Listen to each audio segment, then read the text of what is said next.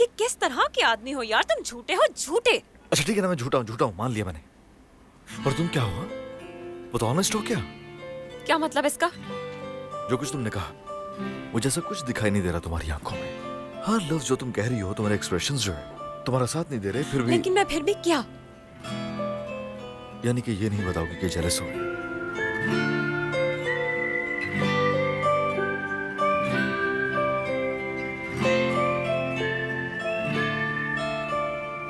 आतिश, मुझे लगता है कि बहुत ज्यादा झूठ बोलने की वजह से तुम्हारा दिमाग खराब हो गया, लेकिन बहुत हो गया, अब और नहीं।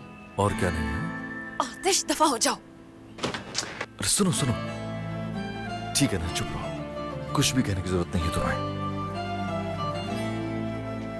वैसे भी मैं तुम्हारी आंखों में देखकर तुम्हारे दिल की हर बात अच्छी तरह समझ लेता हूँ, इसलिए कोशिश नहीं करो तुम बोलने की। ऐसे ही देखती रहो जैसे तुम अभी देख रही हो मुझे, ओके?